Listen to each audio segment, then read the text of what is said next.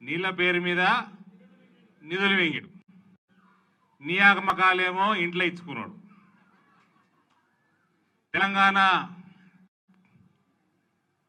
ఆస్తులన్నీ పొతం పట్టిండు, తెలంగాణ ఆస్తులన్నీ పొతం పట్టిండు, నిరుద్యోగ యువతని ఎండబెట్టిండు,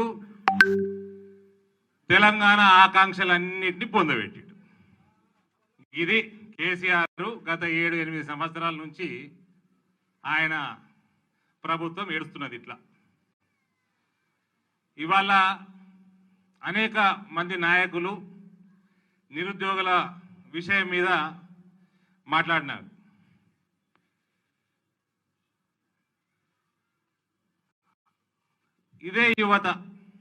ఇదే నిరుద్యోగ యువత రోడ్డెక్కి ఉస్మానియా యూనివర్సిటీ కాడికెళ్ళి మొదలుపెట్టి రాష్ట్ర వ్యాప్తంగా జిల్లాల వారీగా రోడ్డెక్కి టీఆర్ఎస్ పార్టీకి అండదండలా ఉండి ఆత్మ బలిదానాలు, వందల మంది యువకులు ఆత్మ బలిదానాలు చేస్తే వాళ్ళ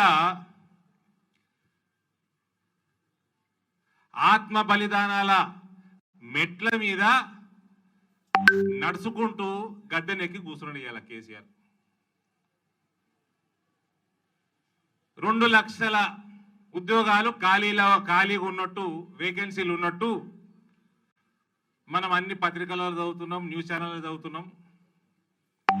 కల్వకుంట్ల చంద్రశేఖరరావు మాటలతోటి గిరే సంవత్సరంలో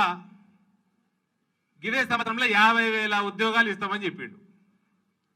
కానీ ఏ సంవత్సరంలో చెప్పిండో మర్చిపోతాడు ఈయన. కల్వకుంట్ల చంద్రశేఖరరావు, నీకు సిగ్గుమానం అన్నది ఉంటే,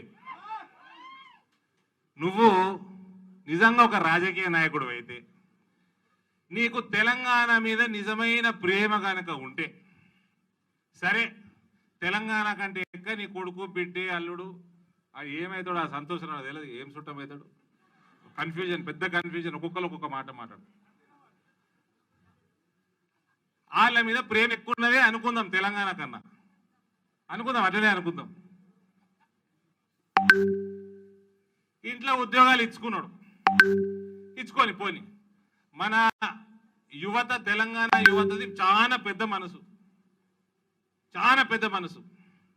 కానీ ఈ సిగ్గుమాలినోడు కేసీఆర్ అనేటోడు ఇంట్లో 5 ఉద్యోగాలు ఇచ్చుకున్నాడు. ఏ ముఖంతో జీతాలు తీసుకుంటున్నారా మీరు? ఏ ముఖాలతోటి జీతాలు తీసుకుంటున్నారు? లక్షల రూపాయలు 5గురు.